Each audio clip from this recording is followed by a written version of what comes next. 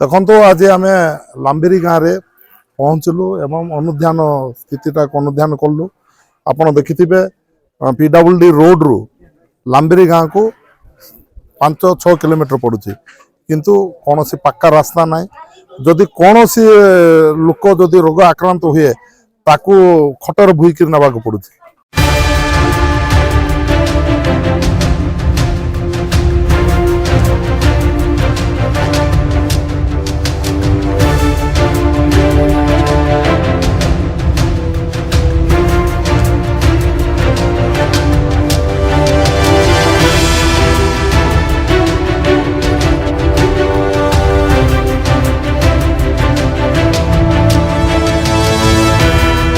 ସୁବିଧାଟା ଦେଖିଲୁ, ଏଠି ଗୋଟେ ବୋରିଂରେ 80 ଘର ପରିବାର ଡିପେଣ୍ଡ କରୁଛନ୍ତି।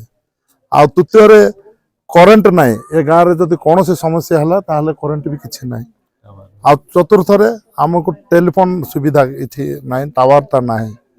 ବୋଲେ ଆପଣମାନେ ଦେଖୁଥିବେ ଭାରତ ସ୍ୱାଧୀନତା ହେଇକି 77 ବର୍ଷ ହେଲାଣି, ଏବେ ଯାଇ ଏଠି ଲୋକମାନେ ସେ ଅନ୍ଧାରରେ ଅଛନ୍ତି। ଆଉ ତାର ପଛବାଟେ ଯଦି ଆପଣ କ୍ୟାମେରା ବୁଲେଇକିରି ଦେଖିବେ ତାହେଲେ ଆପଣ ଦେଖନ୍ତୁ ପୁରା ଆମର ବକ୍ସାଇଡ୍ ପାହାଡ଼ଟା, ଏଇଟା ବି ନିଲାମ ହେଇଛି ଏ ପାହାଡ଼ ବି, କିନ୍ତୁ ତାର ପାଦ ତଳେ ରହୁଥିବା ଲୋକମାନେ ଆଜି ଗରିବ। ଦୁଃଖ ଲାଗୁଛି, କାଶୀପୁରରେ ଏଡ଼େ ଏଡ଼େ ବଡ଼ ବଡ଼ କାରଖାନା ଅଛି, କିନ୍ତୁ କୌଣସି ଲୋକକୁ ଆମକୁ ଏଠି ସୁବିଧା ମିଳୁନି। ସେଥିପାଇଁ ଏଇଟାକୁ ନିଶ୍ଚିତ ଭାବରେ ଆମେ ବିଧାନସଭାରେ ଉପସ୍ଥାପନ କରୁ। ମୋ ନାଁ କପିଲ ମାଝୀ, ଗ୍ରାମ ଲାମ୍ବିରି, ପଞ୍ଚାୟତ ଗୋରଖପୁର, ବ୍ଲକ କାଶୀପୁର, ଜିଲ୍ଲା ରାୟଗଡ଼ା, ଟିକେରି ଥାନା। ମୁଁ ଆମ ଗାଁରେ ଅନେକ ଲୋକ ରୋଗରେ ହେଇଛନ୍ତି। 30-40ରୁ ଅଧିକ ଲୋକ ରୋଗରେ ପୀଡ଼ିତ ହେଇଥିଲେ।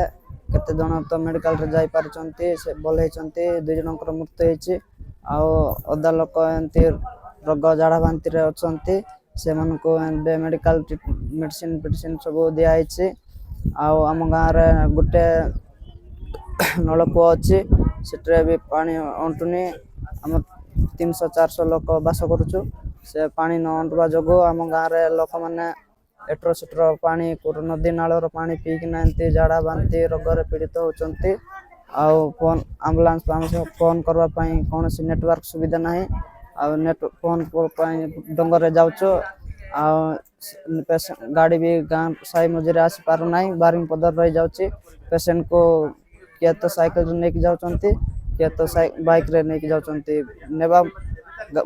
ନେବା ସମୟରେ ବାଟରେ କେତେ ଲୋକ ଏମିତି ମୃତ୍ୟୁ ହେଇଯାଉଛନ୍ତି। ଆମ ଗାଁରେ ରାସ୍ତା ଅଭାବ, ଆଉ ରାସ୍ତା ନାହିଁ, ଆଉ ପିଇବା ପାଇଁ ପାଣି ନାହିଁ, ଆଉ ଫୋନ୍ କରିବା ପାଇଁ ନେଟୱାର୍କ ସୁବିଧା କିଛି ନାହିଁ। ଆଉ ଏମିତି ନା ଲୋକମାନେ ବହୁତ ଆମେ ଅସୁବିଧାରେ ଅଛୁ। ସରକାରକୁ ଏତିକି ଅନୁରୋଧ କରୁଛି ଯେ ଆମକୁ ସବୁ ସୁବିଧା ଟିକେ ଯୋଗାଇ ଦିଅନ୍ତୁ। ଦୁଃଖଦ ଘଟଣାରେ ଆମେ ଆସିଥିଲୁ, ସମବେଦନା ଜଣେଇଲୁ। 2ଟା ଲୋକ ଏଠି ଦେହାନ୍ତ ହେଇଛନ୍ତି। ଆଉ ତା ସହିତ ଏ ଗାଁରେ ରାସ୍ତା ନାହିଁ। ଦେଖନ୍ତୁ, ସରକାର ଭାରତୀୟ ଜନତା ପାର୍ଟିର ଏବେ ହେଇଛି।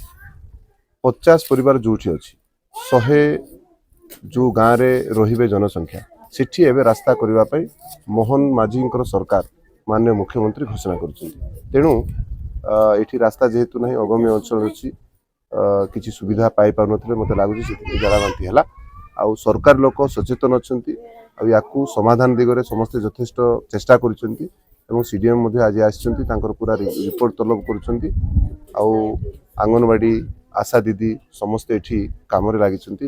ମୋତେ ଲାଗୁଛି ଯେ କାଶୀପୁର ଗୋଟେ ଅଗମ୍ୟ ଅଞ୍ଚଳ, ରାସ୍ତା ଫାସ୍ତା ନଥିବା ଯୋଗୁଁ ଏସବୁ ସମସ୍ୟା ହେଉଛି। ୟାର ସମାଧାନ ନିଶ୍ଚିତ ଭାବରେ ଆମର ଭାରତୀୟ ଜନତା ପାର୍ଟିର ସରକାର କୁ ନିବେଦନ କରିବୁ ଏବଂ କରିବେ। ଆଉ ଏଥିପ୍ରତି ଆମେ ସମସ୍ତେ ସଜାଗ ହେବା ଦରକାର ଅଛି। ସମସ୍ତଙ୍କୁ ବି ଆମେ ସଚେତନ କଲୁ ଗରମ ପାଣି ଏବଂ ଗରମ ଜାଉ ପିଇବା ପାଇଁ। ଆଉ ଗରମ ଜାଉକୁ ବାସି ନ ରଖି ସେଇଦିନ ସଜଟାକୁ ପିଇବା ପାଇଁ ଆମେ ମଧ୍ୟ ନିବେଦନ କରିଛୁ। ସମସ୍ତେ ସେଇ କଥା କରିବୁ ବୋଲି ସେମାନେ ମଧ୍ୟ ଆମ ସହିତ ସହମତି ହେଇଛନ୍ତି।